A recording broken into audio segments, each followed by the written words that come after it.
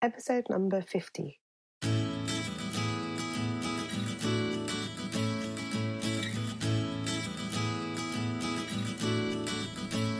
Hi, you're listening to the Careers Beyond Motherhood podcast with your host, Janine Esbrand.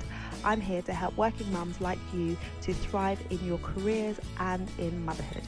I share tips, strategies, and inspirational conversations with awesome women to help reduce the struggle in your juggle. Time for a say, Mummy. Hello, and welcome to the show. It is awesome to be back with you again today, especially because we have reached episode 50 of the podcast. Now, when I first started podcasting, I wasn't sure how it was going to go, how long I was going to podcast for, and now we are 50 episodes in, and it's just awesome to have a look at the statistics and see where people are listening from. So we have listeners in Australia, in the States, in the UK, in Russia, in Germany, in Japan, like so many different places. So it warms my heart to know that we have listeners from all over the world. And so if you're a new listener, thank you for joining us. If you are a returning listener or long time listener, thank you for spending time with us on the podcast. Now, we generally focus on speaking to individuals about their experiences with returning to work after becoming a mother. We talk about their careers beyond motherhood. I share tips and strategies for juggling everything because let's face it, it's not easy. And there are quite a few resources out there. There's lots of books that have been released in the past few years to support mums in making the transition into life as a working mum. I'm going to name a few for you. So The Fifth Trimester by Lauren Smith Brody, Back to Work After Baby by Laurie Mahalik Levin, Mother's Work, How to Get a Grip on Mum Guilt and Make a Smooth Return by Jessica Chivers, Baby Proof Your Career, The Secret to Balancing Work and Family Life So That You Can Enjoy It All by Caroline Flanagan. And we actually interviewed Caroline on episode 23 of the podcast if you want to head back and listen to that episode. It can be really useful and inspiring to read these resources, get these tips, and hear about the experiences of women from different backgrounds who have carved out their careers beyond motherhood. But on today's episode, I want to switch focus and talk about the other side of the working mum equation, and that is talking about the role of employers in making it possible for professional women to work in a way that works for them and their families.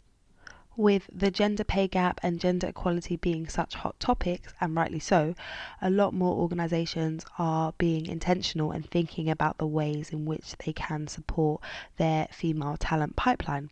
There is a huge talent pool of highly skilled women who may have left the workforce for a time and then struggle to return at the same level, and that is a real shame. It's a lot easier to retain good talent than it is to acquire new talent, and so it is great when organisations are really thinking about preventative measures and thinking about how they can support their women who are transitioning back to work. Just to share a stat with you from a recent report by PwC, where they shared that 3 in 5 women who are on a career break and return to work are likely to return to a lower skilled job. Now that statistic is high, way too high, because there are so many women, a huge talent pool of highly skilled women who have left the workforce for a time and then struggle to return at the same level. And so all of the time, effort, qualifications, experience that they have built up doesn't get the recognition that it needs to get, and organisations are not able to benefit from the skill and expertise that they could bring to a role just because they've taken some time out. And in the report they refer to that as a career break penalty, and I think it's really a shame when it's likely that they took time out to raise a family and our future generation of workers that are going to contribute to the economy and to the workforce. There are many organisations that are setting a good example, and today on the show we are going to speak to a few senior leaders who are going to share their best practices and some tips and ideas that you may well want to implement within your organisation or suggest to the leadership team at your organisation. I spoke to Elaine Carnegie from The Parent Effect about what she thinks organisations can be doing to better support their women coming back to work after a career break, whether that be maternity leave or an extended career break. And so I want to share with you what she had to say. Hi, I'm Elaine Carnegie from The Parent Effect, and I'm here to share my view on how companies can better support their returning parents as they transition back into the workplace following an extended period of leave. So companies need to retain their working parents. The talent that they have is immense. And not only from a perspective of keeping them within the organization, but retaining their loyalty, their energy, their engagement, their motivation, and really retaining their career ambition and driving that talent within the organization, all of which impacts the bottom line significantly and reduces the cost of replacing these individuals. So it is really, really crucial that organizations get this right. A few things that I think are vital to supporting returning parents. One is that when they announce the pregnancy or they announce that their partner is pregnant or that they are going through an adoption or surrogacy process, they need to have support from day one, looking at long-term career objectives and goals, expectations, and also supporting the well-being element of the time leading up to them going off on leave. It should be very much a joint process for individuals and their managers. I really strongly believe that managers have the biggest impact and can make the biggest difference when it comes to working parents. And this is where organisations need to do more to support these managers to enable that support for the individuals. On return, they should be treated like new starts. Absolutely. Essentially, they are new. They're coming back into the workplace, changed. They're changed. They have new perspectives. They have new priorities, new challenges, but they also have a whole new world of skills and attributes that will ultimately positively impact the organization. So that support needs to be a holistic program, so a return program. And I think the organizations that do have return programs in place have seen such an impact positively on the workplace and reducing the amount of employees that are leaving because of feeling valued, empowered and supported as they return. On that return, obviously, HR very much needs to be involved so that the individual can understand everything that's available to working parents. So policies, resources, having that flexible working conversation and setting up a timeline of goals and schedule. So at that point, as well as the program, there should be manager support from day one, very much present and very much key to how the program would be effective. Returners should be offered mentoring, coaching. There should be networks, even down to a WhatsApp group of peer support. And then also the career aspect. So as I've said, these individuals are very much career driven. They're motivated, they're focused. They haven't lost that. They're still a huge asset to the organization. And so that their talent needs to be developed. There needs to be discussion around role expectations and development plans and looking at concerns and just making sure that everything is tied in. Those are some really great suggestions. And whilst there may be a long way to go in terms of more organisations stepping up and creating that environment where women feel that they can go back and work in a way that works for them, there are many organisations that are leading the way and that are really doing great things in terms of creating an environment and a culture where people feel like they can ask for the flexibility that they need and get the support that they require so that they can continue to thrive and elevate themselves in their career post-motherhood. Saba is one such organisation, and I spoke to the HR director, Sarah Fern, who shared with us what they do and their approach to supporting their women. At Saba, we're creating a culture of talent development. We focus on output and trust. We encourage our people to think creatively when it comes to managing work and home life. Ongoing communication and transparency is part of our DNA, and we check in with our people regularly on how they're doing and how we can help them. It's very much a partnership, and communication and transparency is at the heart of that. We appreciate one size does not fit all, and we take time to talk, ask questions, and work together to find the best solutions. As a software company with global operations, flexibility has always been big for us. I believe that when we can show that something is working well, and we can show that the business continues to flourish and grow, and we have the right culture and support in place for individuals to bring their best, then it's a win-win for everyone. Buy-in from people you work with and trust is really important. If you can show that something is working well, it makes the case easier. It's refreshing to see how Saba is focused on the individual and how their approach is affecting the individual. Often organisations might put a policy in place and tick the box, but that policy may not be implemented effectively or really be serving the people that it was set up to serve. So it's great to have that individualistic approach and really consider what's working for your team members. Now, the legal industry often gets a bad rap in terms of its approach to flexible working and offering women different alternatives to their traditional way of working. So I'm pleased that I was able to speak to Jonathan Achampong from Wedlake Bell. And Wedlake Bell is an award-winning firm that has been doing great things in terms of gender diversity and actually has a great representation of women at partnership level within their firm. So Jonathan shares with us some of the initiatives that they have in place and the approaches that they take to agile working and flexible working that really allow their employees to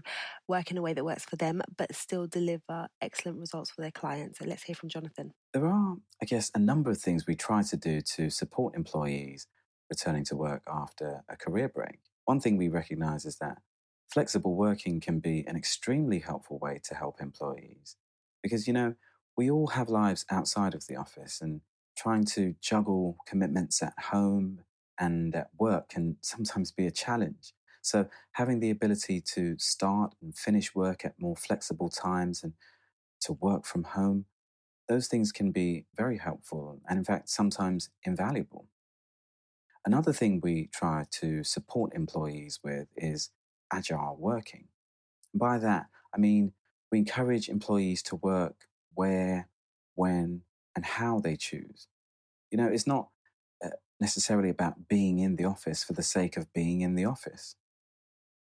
Although we operate from very modern and pleasant offices in the St. Paul's area, and I personally enjoy coming into the office, and I know that many of my colleagues feel the same way, including ones returning to work after a career break.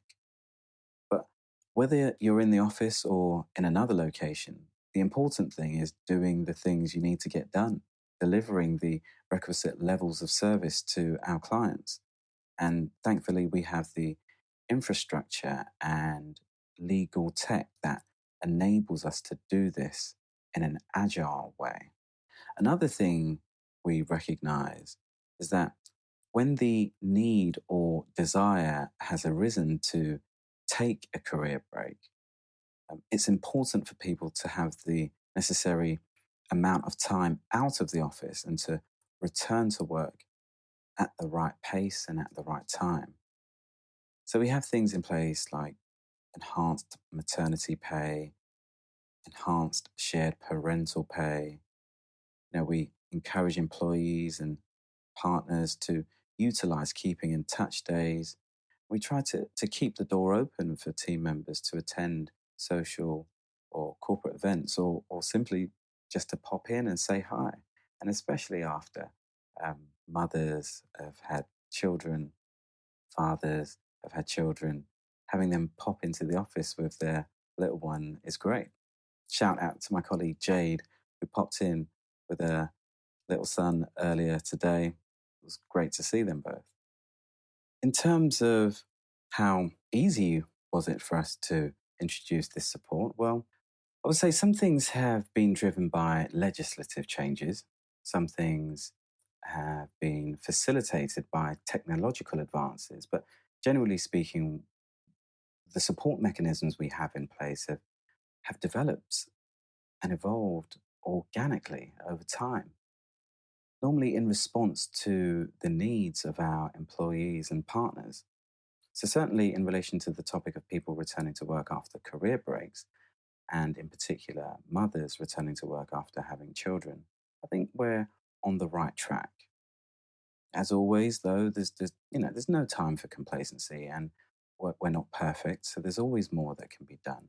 But what's particularly exciting at this time at Wedlake Bell is that we have a number of ideas, initiatives, and plans in place to help us to improve even further, to help and assist employees in their return to work after a career break. I really like how Jonathan and his team and his firm are embracing the resources that we have. So the technology that we have in this day and age really allows us to work in a way that we weren't able to work in previously. And so taking that on board and embracing it so that it works for everybody is a really, really good approach. So more firms and organizations should consider how technology can really work for them and how they can challenge the way that they've always done things and do things in a different way. Now, there's lots and lots of organisations that are doing great things. Head back to episode 42 and hear how Alan Reid and his team at Hybrid Legal are challenging the conventional ways of delivering legal services so that they can do so in a more flexible manner. You can also listen to episode 39 of the podcast where I interviewed Beth Gray, who runs a small practice, and she talks about how she runs her practice in a flexible way, so accommodates a lot of working mums within her team. It's really great to hear from leaders within different organisations about how they are approaching things, and I hope that that's given you some ideas and some food for thought as to how you as an individual can make some suggestions within your organisation, or if you are in a leadership role within your organisation, how you can take some of these tried and tested ways and implement them into your strategy for the coming year. And if you are looking for some support around this in terms of developing programs and support and coaching for your people, then do reach out, because we help organisations to support their female talent pipeline and to really put things in place that are going to be impactful and make a difference to their team. So if you want to arrange a call, then head over to lightboxcoaching.com/call. I'd be happy to have a chat about how we can support you and your team going forward. Okay, that brings me to the end of today's episode. I hope you've enjoyed listening and hearing from different senior leaders about their approach to accommodating women who want to build careers that they love whilst raising a family. If you'd like to connect with or learn more about anyone who was featured on today's episode, then head over to lightboxcoaching.com/episode-50 and you can get their details on the show notes. All right, so I will be back again with you next week. In the meantime, I would love for you to go over and leave a rating and review so that more women just like you can find the show and join in the conversation. This brings us to the end of episode 50. I'm so excited to move into the next 50 episodes, and I hope you'll stay with me on the journey. So make sure you subscribe so that you can get notified when the next episode goes live. Until next time, look after you and look after your babies.